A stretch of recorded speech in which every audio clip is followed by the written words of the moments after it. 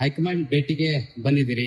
ಏನ್ ಆಗ್ತಾ ಇದೆ ಸರ್ ಬಿಜೆಪಿನಲ್ಲಿ ಬದಲಾವಣೆ ಪರ್ವ ಅಂತ ಹೇಳಲಾಗ್ತಾ ಇದೆ. ಸಾಕಷ್ಟು ದೊಡ್ಡ ಮಟ್ಟದಲ್ಲಿ ಈಗ ಬಿಜೆಪಿನಲ್ಲಿ ಚರ್ಚೆ ಆಗ್ತಾ ಇದೆ ಸರ್. ನೋಡಿ, ನಾನು ದೆಹಲಿಗೆ ದಿನನಿತ್ಯ ಬರೋನಲ್ಲ.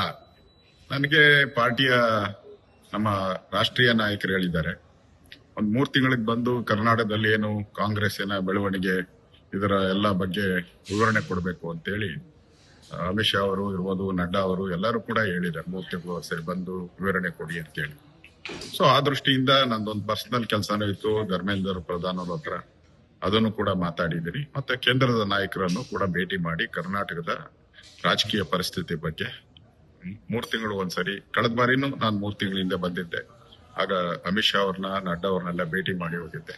ಈಗೂ ಕೂಡ ನಾನು ರಾಜನಾಥ್ ಸಿಂಗ್ ಅವ್ರನ್ನ ಭೇಟಿ ಮಾಡಿದ್ದೀನಿ.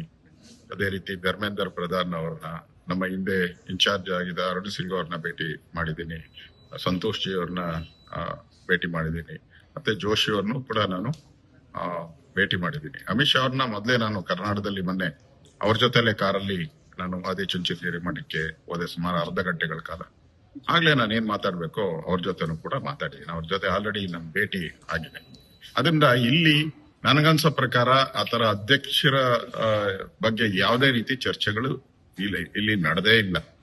ಮಾಧ್ಯಮದಲ್ಲೆಲ್ಲ ಬರ್ತಾ ಇದೆ ಅಧ್ಯಕ್ಷರ ಆಯ್ಕೆ ಅದ್ರ ಬಗ್ಗೆ ಚರ್ಚೆ ಅಂತ.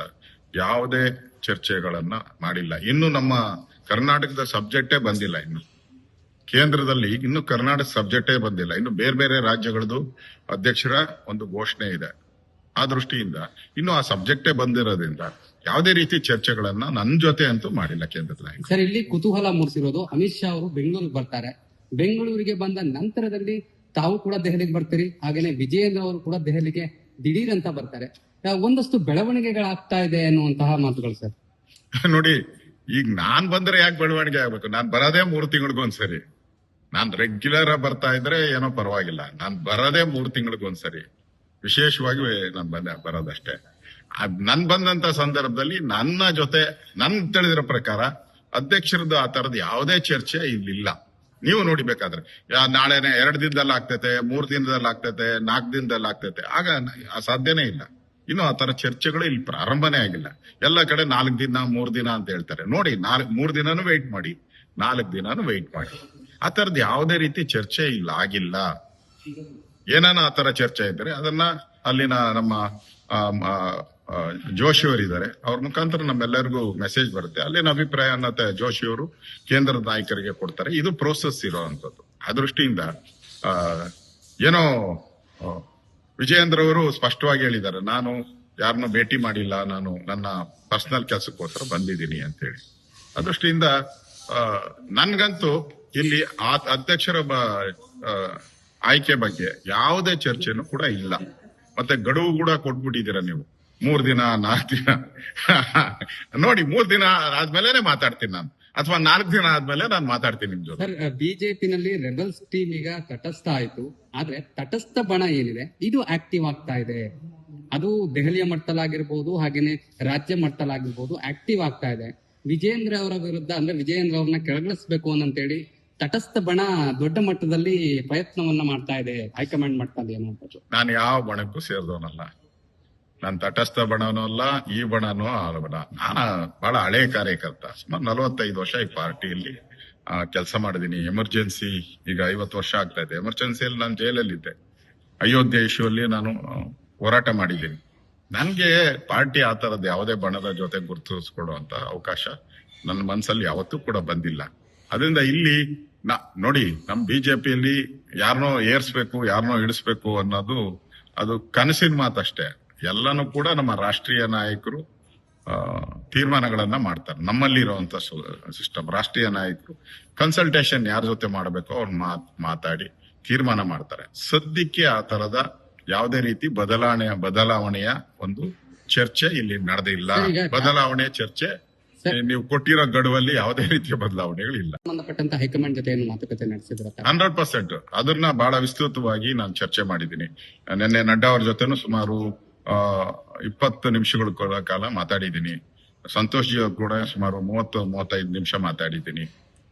ಮತ್ತೆ ನಮ್ಮ ಧರ್ಮೇಂದ್ರ ಪ್ರಧಾನ್ ಅವರ ಜೊತೆನೂ ಕೂಡ ನಮ್ಮ ಹಳೆ ಇನ್ಚಾರ್ಜ್ ಆಗಿದ್ರು, ಅವ್ರ ಜೊತೆನೂ ಕೂಡ ಸಾಕಷ್ಟು ಸುಮಾರು 10 ಜನ ನಾಯಕರನ್ನ, ಕೇಂದ್ರದ ನಾಯಕರನ್ನ ಭೇಟಿ ಮಾಡಿದ್ದೀನಿ. ಕರ್ನಾಟಕದ ಹಾಗೂ ಈಗ ಕಾಂಗ್ರೆಸ್ ಅಲ್ಲಿ ನಡೀತಾ ಇರೋ ಗೊಂದಲಗಳು, MLAಗಳ ರೆಬಲ್ ಆಗಿರುವಂತದ್ದು, ಅನುದಾನದ ಕೊಡದೇ ಇರತಕ್ಕಂಥದ್ದು, ಇದೆಲ್ಲ ವಿಚಾರವಾಗಿ ಸವಿಸ್ತಾರವಾಗಿ ಕೇಂದ್ರ ನಾಯಕರ ಗಮನಕ್ಕೆ ತಂದಿದ್ದೀನಿ. ಈಗ ತಮಗೆ ಏನಾದ್ರು ಸಂದೇಶವನ್ನು ಕೊಟ್ಟಿದ್ದಾರೆ ಸರ್, ಯಾವ ರೀತಿ ಹೋರಾಟವನ್ನ ಮಾಡಬೇಕು? ಯಾಕಂದ್ರೆ ಸರ್, ಒಂದು ಪರ್ಟಿಕ್ಯುಲರ್ ಪ್ರಶ್ನೆ ಏನಂತಂದ್ರೆ, ರಾಜ್ಯದಲ್ಲಿ ಬಿಜೆಪಿ ಏನಿದೆ ಇದು ತೀಕ್ಷ್ಣವಾಗಿ ಅಂದ್ರೆ ಆರೋಪಗಳನ್ನ ಎದುರಿಸುವಂತಹ ಶಕ್ತಿಯನ್ನ ಹೊಂದಿಲ್ಲ. ಸದ್ಯಕ್ಕೆ ಯಾಕೋ ಸಿದ್ದರಾಮಯ್ಯ ಅವ್ರ ವಿರುದ್ಧ ವೀಕ್ ಆಗ್ತಾ ಇದಾರ ವಿಪಕ್ಷ ಅಂತ ಹೇಳಿ ನಾವು ಆಕ್ಟಿವ್ ಆಗಿರೋದಕ್ಕೋಸ್ಕರ ಒಂದು ವಿಕೆಟ್ ಆಲ್ರೆಡಿ ಬಿದ್ದಿರೋದು. ನಮ್ಮ ಹೋರಾಟದ ಫಲವಾಗಿ 187 ಕೋಟಿ ಹಗರಣ ಏನ್ ನಡೀತು ವಾಲ್ಮೀಕಿಯಲ್ಲಿ, ಬಿದ್ದೋಗಿದೆ ಸರ್ಕಾರ. ನಮ್ಮ ಹೋರಾಟದ ಫಲವಾಗಿ ಸಿದ್ದರಾಮಯ್ಯನವರು 14 ಸೈಟ್ ವಾಪಸ್ ಕೊಟ್ರು, ಇಲ್ಲದಾದ್ರು ಕೊಡ್ತಾ ಇದ್ರ? 106 ಕೋಟಿ ಬೆಲೆ ಬಾಳುವಂತ ಸೈಟ್ಗಳನ್ನ ಸಿದ್ದರಾಮಯ್ಯನವರು ವಾಪಸ್ ಕೊಡ್ತಾ ಇದ್ರ? ಇದ್ರ ಬಗ್ಗೆ ಅಧಿವೇಶನದಲ್ಲಿ ಮೊನ್ನೆ 18 ಜನ ನಮ್ಮ MLAಗಳನ್ನ ಸಸ್ಪೆಂಡ್ ಮಾಡಿದ್ರು. ಹೋರಾಟ ಇಲ್ದಿರ ಯಾಕೆ ಸಸ್ಪೆಂಡ್ ಮಾಡ್ತಾರೆ? ನಮ್ಮೆಲ್ಲಾ ಕೇಂದ್ರದ ನಾಯಕರು ನಮಗೆ ಸದಾ ಮಾರ್ಗದರ್ಶನ ಮಾಡ್ತಾರೆ. ನಮ್ದೊಂದು ರಾಷ್ಟ್ರೀಯ ಪಾರ್ಟಿ. ಆ ಪ್ರಕಾರ ಮೊನ್ನೆ 18 ಜನ ಶಾಸಕರು ಹೋರಾಟದ ಕೂಡ ನಾವು ಕೇಂದ್ರದ ನಾಯಕರ ಗಮನಕ್ಕೆ ತಂದೆ ನಾವೆಲ್ಲ ಕೂಡ ಮಾಡಿರೋದು. ಅದ್ರ ಬಗ್ಗೆನೂ ಕೂಡ ಚರ್ಚೆಯನ್ನ ಮಾಡಿದ್ರು. 18 ಜನ ಶಾಸಕರದ್ದು ಬಗ್ಗೆನೂ ಕೂಡ ಚರ್ಚೆಯನ್ನ ಮಾಡಿದ್ರು. ಈ ರೀತಿ ಹೋರಾಟಗಳನ್ನ ನೀವು ಪದೇ ಪದೇ ಮಾಡಬೇಕು ಅನ್ನೋ ಸೂಚನೆಯನ್ನು ಕೊಟ್ಟಿದ್ದಾರೆ ಈ ತರದ ಹೋರಾಟಗಳ. ಸರ್, ಈಗ ಶಾಸಕರ ಆರೋಪಗಳೇನಿದೆ, ಜೊತೆಗೆ ನಿನ್ನೆ ಸಚಿವರ ಆರೋಪ, KN ರಾಜಣ್ಣವರ ಹೇಳಿಕೆ, ಇವೆಲ್ಲವನ್ನ ನೋಡಿದ್ರೆ ಸರ್ಕಾರದ ವಿರುದ್ಧ ಯಾವ ರೀತಿ ತಮ್ಮ ಹೋರಾಟ ನೆಕ್ಸ್ಟ್ ಇರಬೇಕು ಅಂತ ಹೇಳಿ ಏನಾದ್ರು ಹೈಕಮಾಂಡ್ ಸೂಚನೆ ನೋಡಿ. ಕಾಂಗ್ರೆಸ್ ಸರ್ಕಾರ ಔಟ್ ಗೋಯಿಂಗ್ ಸರ್ಕಾರ ಅಲ್ಲ, ಭ್ರಮ ನಿರಸನ ಹೊರಟಿದ್ದಾರೆ. ಅಂದ್ರೆ ಅವ್ರ ಪಕ್ಷದ ಶಾಸಕರೇ ಈ ಸರ್ಕಾರ ಸರಿ ಇಲ್ಲ, ಕರಪ್ಷನ್ ಸರ್ಕಾರ ಅಂತ ಹೇಳ್ತಾ ಇದ್ದಾರೆ. ಅಂದ್ರೆ ನಾವು ದಿನನಿತ್ಯ ಹೇಳ್ತಾ ಇದ್ದೀವಿ ಈ ಸರ್ಕಾರ ಕರಪ್ಟ್ ಸರ್ಕಾರ, 60% ಸರ್ಕಾರ, ದಿನನಿತ್ಯ ಹೇಳ್ತಾ ಇದ್ರಿ. ಆದ್ರೆ ಕಾಂಗ್ರೆಸ್ ಶಾಸಕರು ಹೇಳದ್ಮೇಲೆ ಈ ಸರ್ಕಾರದ ಅವಧಿ ಮುಗೀತು ಅಂತಾನೆ ಅರ್ಥ. ಅಂದ್ರೆ ಅವರೆಲ್ಲ ಬೇರೆ ಕಡೆ ಎಗರಕ್ಕೆ ರೆಡಿ ಆಗಿರ್ತಾರೆ. ಇವಾಗ ಯಾರ್ಯಾರು ವಿರುದ್ಧ ಮಾತಾಡ್ತಾರೋ ಅವ್ರಿಗೆ ಭ್ರಮ ನಿರಸನ ಆಗಿದೆ, ಈ ಪಾರ್ಟಿ ಸಾಕು ಅನ್ನೋ ಮಟ್ಟಕ್ಕೆ ಬಂದಿದ್ದಾರೆ. ಅಂದ್ರೆ ಮುಗಿತಲ್ಲ, ಆಲ್ಮೋಸ್ಟ್ ಆಲ್ 2.5 ವರ್ಷ ಅವ್ರದ್ದು ಮುಗೀತು, ಅರ್ಧ ಟರ್ಮ್ ಮುಗಿತಾ ಇದೆ. ಇನ್ನ ಉಳಿದಿರೋದು ಅರ್ಧ ಟರ್ಮ್. ಅದಕ್ಕೆ ಲೂಟಿ ಹೊಡಿಯಕ್ಕೆ ಏನ್ ಬೇಕೋ ಅಷ್ಟು ಕೆಲಸವನ್ನ ಕಾಂಗ್ರೆಸ್ ಅವ್ರು ಮಾಡ್ತಾರೆ. ಸರ್, ಫೈನಲ್ ಕ್ವಶನ್, ರಾಜ್ಯಾಧ್ಯಕ್ಷರ ಹುದ್ದೆಗೆ ಸಂಬಂಧಪಟ್ಟಂತೆ ಬಿಜೆಪಿನಲ್ಲಿ ಮರು ಆಯ್ಕೆ, ಬದಲಾವಣೆ, ಹೊಸತನ, ಈ 3 ಅಂಶಗಳ ಈಗ ಸದ್ಯಕ್ಕೆ ಚರ್ಚೆ ಆಗ್ತಾ, ಇದ್ರ ಬಗ್ಗೆ ಯಾವುದು ಚರ್ಚೆ ಆಗ್ತಾ ಇಲ್ಲ. ನಾನಂತೂ ಆ ರೇಸಲ್ಲಿ ಇಲ್ಲ. ಅದ್ಯಾವುದು ಚರ್ಚೆ ಆಗ್ತಾ ಇಲ್ಲ. ನಾನಂತೂ ಆ ರೇಸಲ್ಲಿ ಇಲ್ಲ. ಈ ತರದ ಚರ್ಚೆ ಯಾವುದೂ ಇಲ್ಲ. ಅಲ್ಲಿನ ಸ್ಥಿತಿಗತಿಗಳ ಬಗ್ಗೆ ಮತ್ತೆ ಕಾಂಗ್ರೆಸ್ ವಿರುದ್ಧದ ಹೋರಾಟದ ಬಗ್ಗೆನೇ ಹೆಚ್ಚು ಚರ್ಚೆ.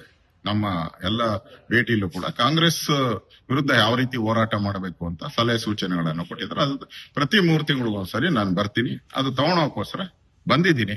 ಪ್ರತಿ 3 ತಿಂಗಳಿಗೊಂದ್ಸರಿ ಬರ್ತೀನಿ. ನ್ಯೂಸ್ ಫಸ್ಟ್, ನಿರ್ಭೀತಿಯಿಂದ ನಿಮ್ಮ ಪರವಾಗಿ.